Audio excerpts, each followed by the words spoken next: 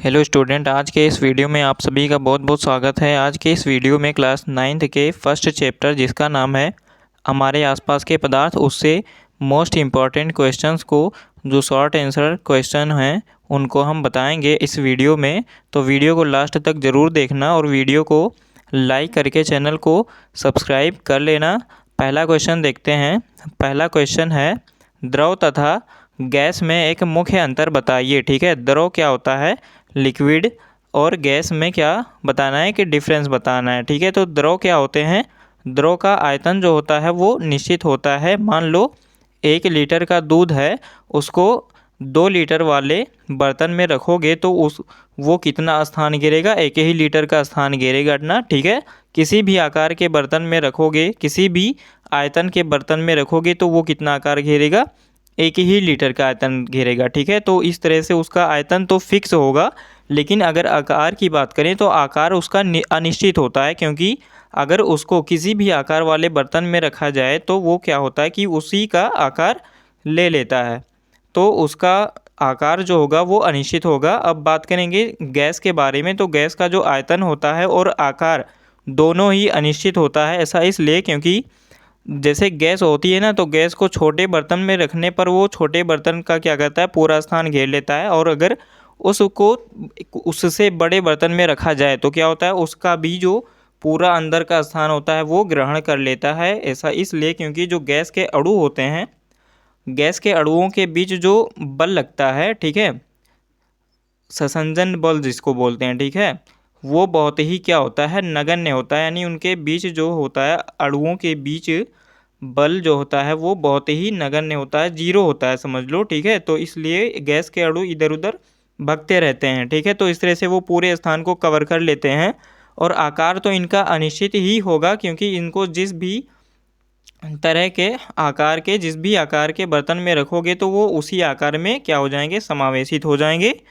ठीक है, तो अगला क्वेश्चन देखते हैं। अगला क्वेश्चन क्या है, ठोस बहुत कम संपीड्य होते हैं, क्यों ऐसा। इसलिए देखिए, संपीड्य क्या होता है, संपीड्य का मतलब अगर किसी पदार्थ को हम दबा दबा करके उसके दाब दे करके क्या कर दें, उसके आयतन को घटा दें, तो वही होता है संपीड्य। लेकिन ठोस जो होते हैं वो कम संपीड्य होते हैं, क्योंकि उनमें पहले से ही जो अणु होते हैं ठोस के, उनके बीच जो अवकाश होता है, अंतराणविक अवकाश यानी रिक्त स्थान, वो पहले से ही कम होता है। इसलिए इनको ज़्यादा दाब दे करके बहुत थोड़ा सा आयतन इनका कम किया जा सकता है। ठीक है, तो दाब लगाकर अणुओं को और अधिक निकट नहीं लाया जा सकता, बहुत कम मात्रा में इनके आयतन को कम किया जा सकता है संपीड्य के द्वारा। ठीक है, तो ये संपीड्य होते हैं लेकिन कम होते हैं, तो इसका रीज़न यही है क्योंकि इनके अणुओं के बीच जो रिक्त स्थान होता है वो बहुत ही क्या होता है, कम होता है।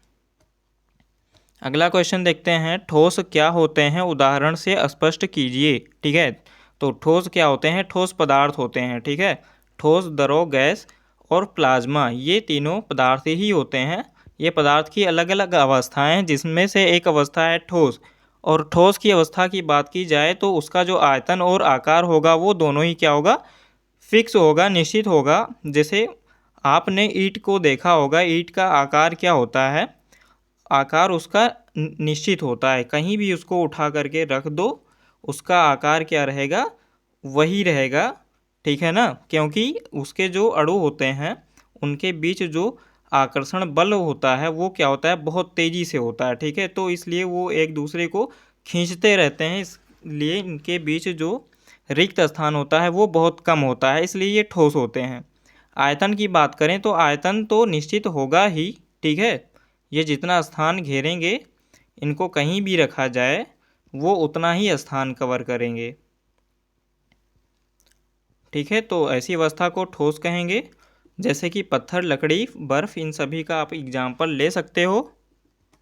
अगला जो क्वेश्चन है, 4 ऊर्ध्वपादज पदार्थों के नाम लिखिए, उदाहरण लिखिए। ठीक है, तो ऊर्ध्वपादज पदार्थ वे पदार्थ होते हैं जिसे क्या होता है, जिसे गर्म करने पर, ठीक है, ठोस से बिना द्रव में बदले हुए गैस में बदल जाते हैं, उन्हें क्या कहते हैं, ऊर्ध्वपादज कहते हैं। या जो पदार्थ, ठीक है, गैस से सीधे बिना द्रव में बदले हुए किस में बदल जाएं, ठोस में बदल जाएं। ठीक है, तो वही पदार्थ होते हैं ऊर्ध्वपादज पदार्थ। 3 पदार्थों के नाम हम लिखे हुए हैं आपको बताने के लिए, चौथा आप कमेंट करके खुद बताना। पहला है कपूर, आयोडीन और तीसरा है अमोनियम क्लोराइड। अगला क्वेश्चन क्या है, द्रव्य की 3 भौतिक अवस्थाओं के नाम उदाहरण सहित लिखिए। ठीक है, तो द्रव्य के 3 मूल भौतिक अवस्थाएं होती हैं, ठोस, द्रव और गैस। ठीक है, ठोस को लकड़ी का एग्जाम्पल लेकर के समझ सकते हो। लकड़ी का जो आयतन और आकार होता है वो निश्चित होता है। वहीं द्रव का एग्जाम्पल जल को समझ सकते हो कि जल जिसका आयतन निश्चित होता है और आकार निश्चित नहीं होता।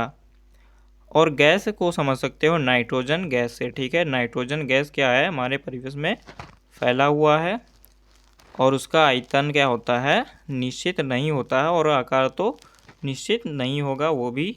ठीक है, तो ये उनके उदाहरण हैं।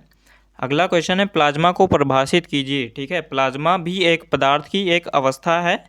जैसे कि द्रव की 3 अवस्थाएं, द्रव्य बोलो या पदार्थ बोलो एक ही बात है, एक ही शब्द है।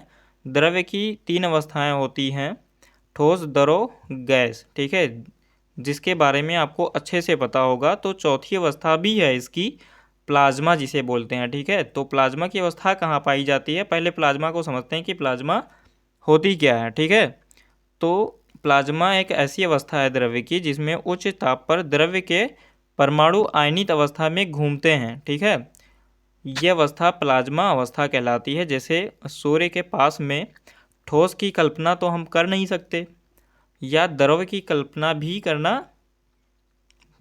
नहीं चाहिए, क्योंकि द्रव की कल्पना वहाँ पे नहीं हो सकती और गैस की कल्पना भी वहाँ पे नहीं हो सकती सूर्य के सन के चारों तरफ। ठीक है, तो जो अवस्था होगी वहाँ पे वो अवस्था होगी प्लाज्मा, क्योंकि वहाँ पे जो ताप है वो क्या है, बहुत ही उच्च ताप है।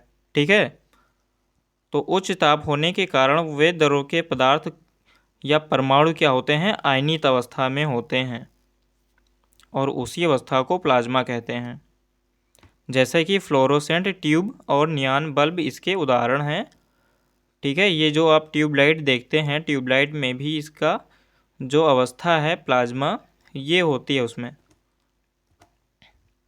अगला क्वेश्चन है, वाष्पन को परिभाषित कीजिए। वाष्पन क्या होता है, क्वथनांक से कम ताप पर, ठीक है, क्वथनांक से नीचे किसी भी ताप पर द्रव की सतह से द्रव के कणों के वाष्प में परिवर्तन की क्रिया वाष्पन कहलाती है। ठीक है, क्वथनांक से नीचे ताप यानी जल का जो क्वथनांक होता है 100 डिग्री सेल्सियस, इसका मतलब जल कब उबलता है, 100 डिग्री सेल्सियस पे।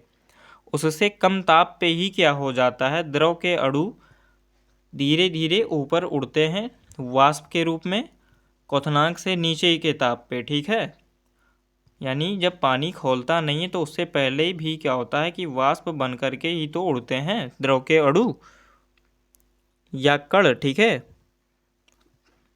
तो इस क्रिया को, वाष्प में बदलने की क्रिया को ही क्या कहते हैं, वाष्पन कहते हैं। अगला क्वेश्चन है, द्रव्य क्या है। द्रव्य क्या है, उदाहरण सहित बताइए। ठीक है, तो द्रव्य जो ब्रह्मांड है हमारा पूरा, ठीक है, द्रव्य ब्रह्मांड का वह अवयव है जिसमें द्रव्यमान होता है जो आयतन घेरते हैं। ठीक है, हमें पता है कि हमारे आसपास में परिवेश में जो भी वस्तु उपलब्ध हैं, जो भी मैटर्स हैं, उनमें एक गुण होता है कि वो द्रव्यमान उसमें होता है। ठीक है, और आयतन को तो वो घेरते ही घेरते हैं। ठीक है, किसी भी वस्तु का आप एग्जाम्पल लो और सोचो कि उसका क्या द्रव्यमान है या नहीं।